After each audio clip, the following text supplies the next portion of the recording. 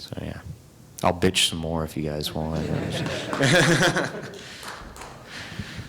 Actually, more on that subject. Do you think web comics could help with that, or is it part of the problem? I mean, could if it would be free and maybe people were passing it around to friends of theirs who maybe don't necessarily read comics, but say, hey, look, this is free and you don't have to go out of your house to get it, and it's a one-shot thing. If you don't get it in the next 20 pages, you're not going to get it, but maybe you do it, maybe you find something. I think anything helps. I think anything helps that's different. I mean,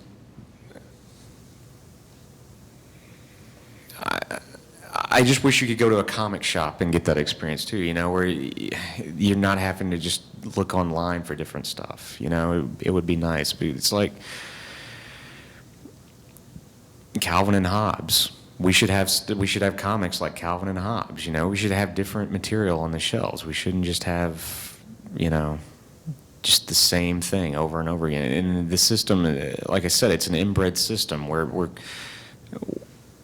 not going anywhere. It just feels like it's a stagnant thing, you know.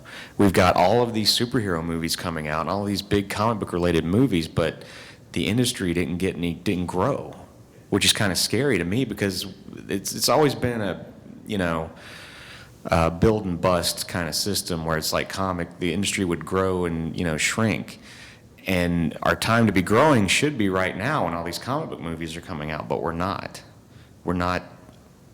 You know, we went from the early 90s to when you had all the speculators and the industry was huge and they're selling millions of copies of books, and we've never come back from that. We sank, and we're still on this level here. But all the properties and all the, you know, the comics and everything, not just superhero stuff. I mean, like Road to Perdition and all these other comic book related movies are coming out, Sin City, Hellboy, all this stuff. But it's not really translating to the industry. It helps the books that come out because then they get put in bookshops, you know, and people go like, oh yeah, I saw that movie, I'll pick that up. But no one's picking up anything new. And also, like Road to Perdition, American Splendor, some of them, they almost try to sneak it in as a movie without telling anybody that it had anything to do with it. Yeah. 30 Days a Night even felt like they were trying to acknowledge that. Yeah. There's a thing they do with independent record stores, I think it's actually next week or two, and they do it annually, the record store day.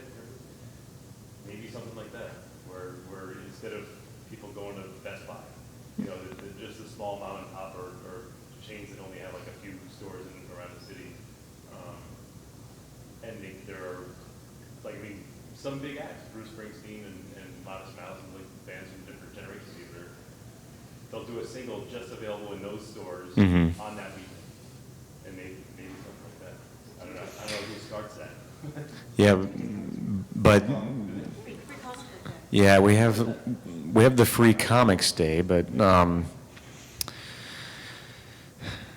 yeah, I don't know. It's a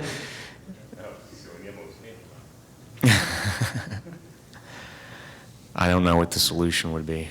Yeah. I'd be interested to know how you got involved with the with roller derby, and because roller derby is actually very cool, and there's a pretty big scene here in the Northeast. Yeah, as well. you guys, Boston has. If you haven't, you should support your local roller derby. It's not the pro wrestling from the '70s. This is actually a legitimate sport, and these guys go out there for no pay. They're just supporting their leagues. All the profit that they make goes back into their leagues, and it's just this great underground thing that's popped up, and they should be supported, I think. And Boston, if you guys are local, has an amazing team. They're one of the best in the country, so you should definitely go check it out. But I got involved because I was at a local show in Nashville, and someone came by from the roller derby, which was at this fairgrounds where the Nashville Roller Girls have their bouts. And I do a bunch of crazy stuff in the back of the letters column of the Goon, and I thought, oh, I should ask them if they have sponsorship. The Goon sponsoring roller derby would be awesome.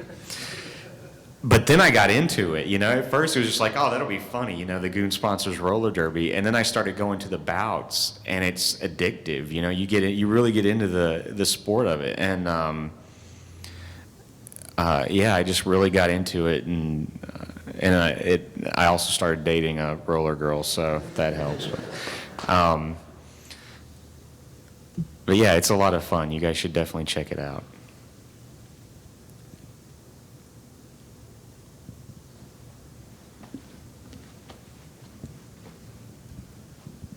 Hey, like I saw like some movies where it actually has like Goon in the background, like they did in Superbad Yeah. a while back, and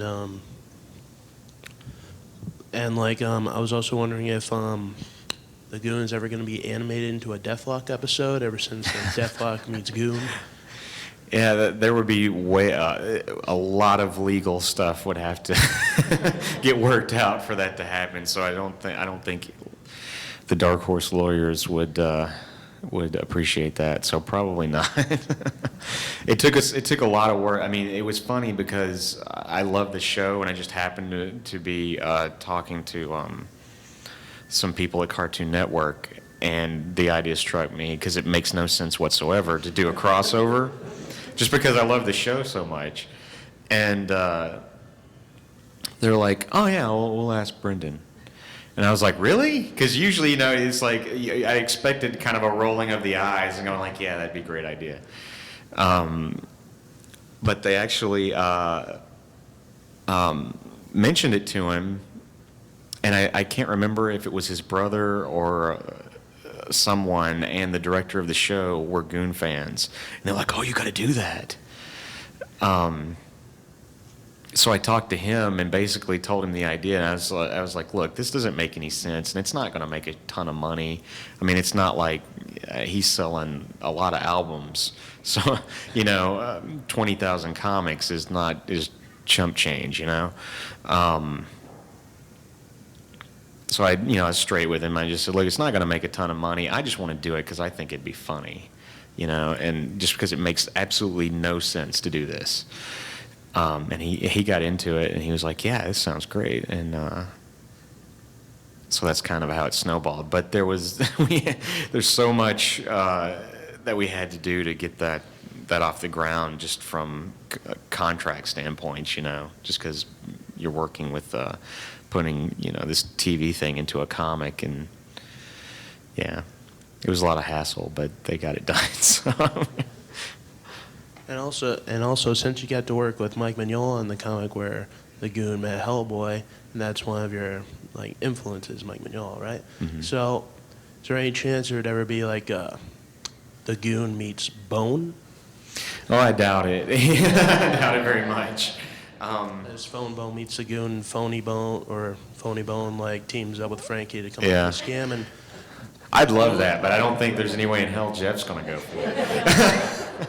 Goon would probably kill Smiley Bone, right? Yeah, probably. Throw him out a window or something. Yeah, especially because Jeff is into that series now, and he's moving on to other stuff. I'd have to say there's no chance of that ever happening. Yeah. Going back to movies, you talked a little bit about how movies have influenced the Goon. What are some of your favorite movies? Wow, that's really hard to answer. I have so many. I was watching this. Has no connection to anything I work on, but I love the To Kill a Mockingbird, and I was watching it the other night. It came on like AMC or something, and by the end of it, I was just like, "That's a perfect movie. You can't make that movie any better. If somebody tries to remake this movie, they should be dragged through the street and killed horribly, mutilated and gang raped and just slaughtered." Because that movie cannot get any better, and I know they're going to do it. Eventually, someone's going to remake that movie. I'm like, don't. And The Exorcist too. They're going to remake The Exorcist, and they're going to remake To Kill a Mockingbird. What else are they going to just destroy? I just heard they're remaking Escape from New York. Is that true?